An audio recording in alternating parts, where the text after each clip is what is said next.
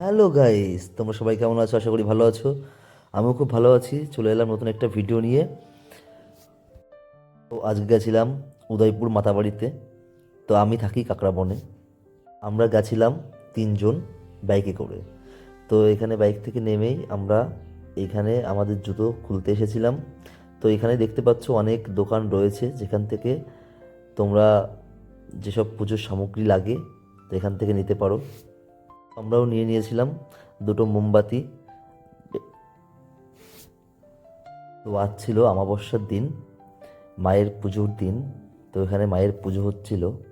তো বলে রাখি, ত্রিপুরার উদয়পুরে অবস্থিত এই মাতাবাড়ি এবং এই মন্দিরটি ত্রিপুরা সুন্দরী মন্দির নামে পরিচিত। এই মন্দিরটি হলো মায়ের 51টি শক্তিপীঠের একটি পীঠ এবং রাজ্যের সবচেয়ে পবিত্র স্থান, যেটা প্রতিষ্ঠিত হয়েছিল 1501 সালে মহারাজা ধন্যমাণিক্যর দ্বারা।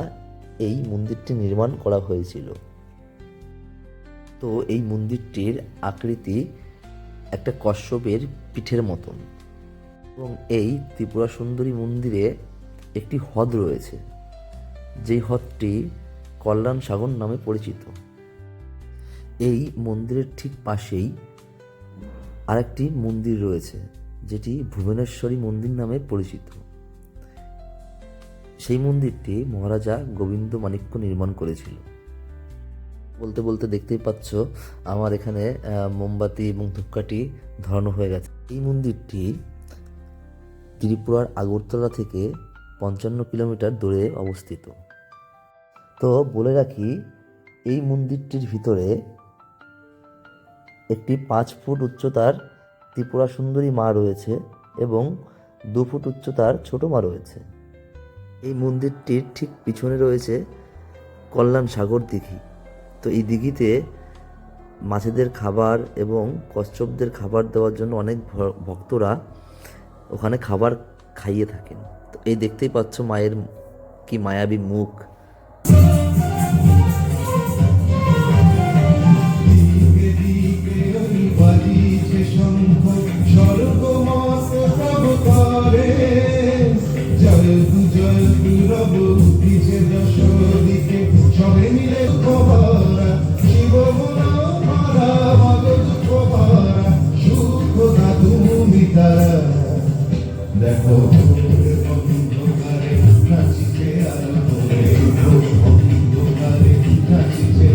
ছিল অমাবস্যা, সেই কারণে এই মন্দিরে একটা অনুষ্ঠান হয়েছিল শ্যামা সঙ্গীতের। তো আমরা কিছুটা সময় থেকে, তোমরা কে কে এসেছো এই মন্দিরে আমাকে কমেন্টে জানিও।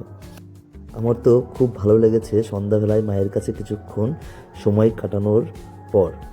তো আমরা এমতো অবস্থায় বাড়ির দিকে রওনা দিলাম এবং তোমরা যদি ভিডিওটা ভালো লেগে থাকে তাহলে লাইক কমেন্ট শেয়ার করো আর প্লিজ আমার ইউটিউব চ্যানেলটিকে সাবস্ক্রাইব করো। টাটা।